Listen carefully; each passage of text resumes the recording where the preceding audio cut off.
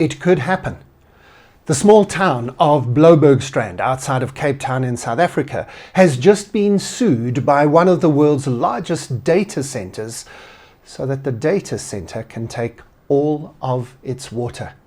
This leaves the citizens with no water, and the only option is to leave the town. Or fight back, I suppose. This is Throw Forward Thursday. My name is Graeme Codrington. Every week we jump into the future and we see what's going on there, and if it has anything to tell us today. And today I want to talk about the way in which data centers use an incredible amount of energy and water. Massive data centers are being built all around the world, and they need serious resources. One of the biggest resources is water, mainly used for cooling of these massive sets of computers and hard drives and processing power. They also need a lot of power, and in fact Amazon and a number of other big data centers have already indicated that they probably plan to build their own nuclear power stations near some of their biggest data centers just to keep up with the energy supply.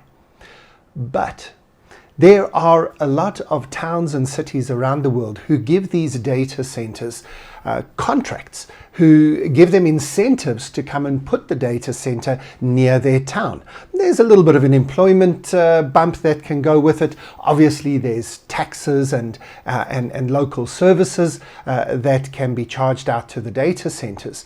But these data centers may sign contracts with these towns and cities to ensure that they are given preferential access to power and water in particular.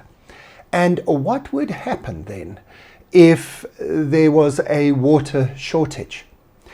Cape Town is one of the cities in the world that has come closest to actually running out of water.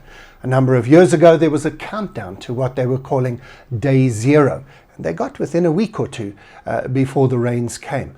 Other cities like Mexico City and a few cities in India have come very close as well. But what happens if there is a water shortage, but the data center continues to demand the supply that it has contracted with the local city council?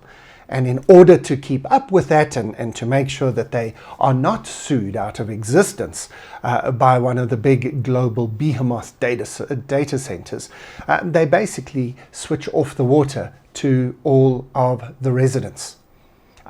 It could happen, and it would obviously be a disaster for the people who live there.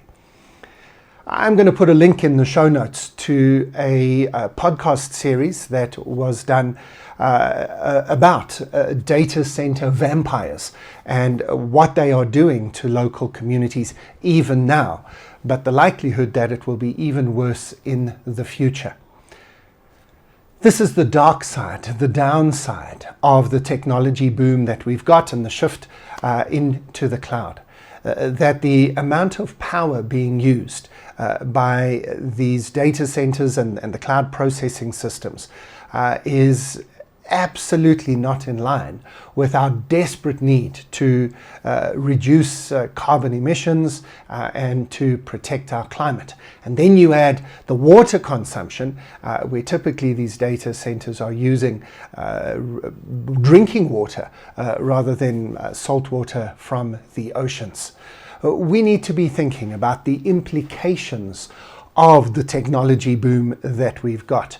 And yes, as much as we all like technology, and yes, as much as we all like to create AI-generated images, we need to be thinking a little bit more carefully about the impact of the processing power, especially power and water, on the AI and the computers that we use, and certainly not handing over our power to the data center companies around the world. They should not be able to exist in a vacuum outside of the societies that they serve. I wonder, as you think like a futurist, what unintended consequences your industry might have for the planet, for people and for communities around the world.